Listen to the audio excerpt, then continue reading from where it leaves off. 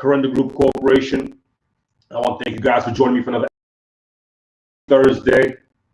Rain, sleet, doesn't matter. We're here. And so I wanted to hope you guys staying safe, making sure that take care of your bodies, make sure that you drink whatever you need to drink in terms of water, make sure you stay healthy in terms of figuring out some way to get fitness in there also. Don't be sedentary. So guys, today I wanted to first of all say thank you for all the people giving thumbs up, likes. I appreciate that. Whether you listen to this on Facebook, Instagram, Twitter, YouTube, iTunes, we're everywhere. So wherever you listen to this, please give us a thumbs up, give us a like, give us a smiley face, give us a thumbs down. We just want to hear your opinion. Let us know what you think. But last week we talked a little bit about wealth creation and ways to create, wealth for yourself, and the kind of method you need to follow. And I want to kind of give a part 2 to that, because there's some parts I'm also missing, but these are also another important part of wealth creation. The first part, like I just want to kind of go over, was, remember, your actions have to be high interest actions. Your actions have to be high in terms of the interest they bring back. So make sure that you understand that. If you need to go back and listen to the podcast, listen to that, and it'll help you kind of give you a beginning part of this episode right here. So if we understand that our actions have to be high in terms of what we put out there in terms of energy, we have to understand, okay, what actions do I have to take to get the best return for myself? So the actions you have to take is, you have to understand the difference between transactions and equity. Transactions and equity. So if you're trying to create wealth, you're trying to create, long-term generational wealth, you have to understand that true wealth is not created by transactions. So true wealth is not created by transactions. Let me explain. True wealth is really created by equity. By equity. And you have to really understand this difference. Transactions to equity. If I'm constantly working for 40 hours a week, that's considered transactions. I'm passing on time. I'm substituting time for money. It's always a transaction. It's always a transaction. I work, I get a check. I work, I get a check. That's transactions. Equity is actually more on, you create it yourself. Create wealth. If you want to create, you cannot think in terms of transactions, because transactions always kill you. You only have 24 hours a day. You can only work so much. So you have to understand that if I'm going to try to create a lot of money, and I learned this early, is you have to create equity. You have to create that equity, which is you not working, but it's still there for you. It's still coming back for you, still paying you. So the job's done once, and I get paid, I'm building equity, and also I still have that asset. So you have to understand the difference. If you're constantly doing transactions, let me give you another example. Transaction is, constantly buying something. So if a rental is a transaction, I'm constantly renting it. But if I'm holding it, I'm building equity. I'm building equity in that property. I'm building equity in a business. You have to understand that equity is created. So if you understand this, you will become much wealthier than everybody around you. I guarantee it. Equity is where massive wealth is created. So, and you have to actually think like this. Physically working is actually counterproductive for what you're supposed to be doing. So if I'm constantly working for somebody else, it's actually counterproductive for what I want to do, which is create equity. Every single day you should be thinking about creating equity. So if I'm working for somebody, I cannot create, because I'm always doing somebody else's job.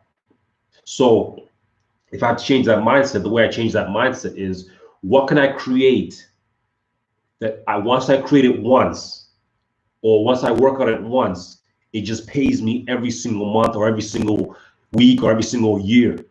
And I don't have to go back and work again. That's how you have to think if you want to think in terms of equity. So I want to give you examples so you kind of understand the difference. Really, that's the biggest difference is transactions and equity. And if you want to get wealthy, you have to focus on the equity side. So let me give you another example. So if I buy a property and I'm fixing it, what I'm doing is I'm creating equity because my dollar that I spend, the first dollar or the $10, the $100, $1,000, is going to come back in a multiple, meaning I'm creating that difference. So if I spend $1 and I get back $5, I made that $4 because I created it because I put the money into the house. I created equity. Same with a business. If I have a business and I hire somebody else and they bring in more money, I just created equity. If I let's say I have a vending machine, I put the vending machine there and it pays me every single month. I'm creating equity. So you have to figure out a way to create something or build something or buy something that is constantly building equity for you. So you can build massive wealth because you can't constantly think about transactions. Yes, transactions can get you the capital, working, a little bit 9 to 5, but you better take that money and stop buying something that can bring you equity, because that's the only difference that the rich and the poor is. The only difference is equity. The rich are constantly working for transactions. I go work for somebody, I get a check. I go work for somebody, I get a check. While the wealthy, they buy one thing, it pays them every single month and it increases in value. That's how the wealthy act, that's how the wealthy think. If you think that you have equity in terms of a stock, you have equity in the stock because you have a transaction. I bought it and I'm holding it, and hopefully it goes up, but if it goes down, I'm actually losing my net worth. I'm losing value. So I can't have, unless it's a dividend paying stock, that's it. Otherwise, I don't own anything else. Otherwise, I'm thinking about equity. If I buy something and it produces me some kind of cash flow, or I build something and it produces some kind of cash flow, then I'm starting to think about equity. But I cannot physically be working for that. I cannot physically be doing the job, because then I'm going back to the transaction, that transaction mindset, which you need to actually get out of. But most schools, what they teach is you take an exam, you pass, you fail, and same thing with the job. You do this, you right, you do this wrong. Everything's transactional. Everything's transactional. Mindset out of it. You need to think about, how can I take this, whatever it is, whether it's a building, a business, even if it's a book, a song, whatever. I do it once and it brings me money. I build equity in it, and it pays me constantly.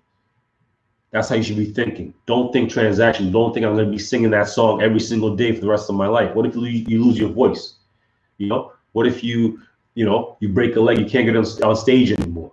You need to have that equity of the song that's already been making money for you without you having to be there. They just press play. That's what you need to think of. If you're creating something or you're trying to build wealth, you need to think equity. Think equity in a house.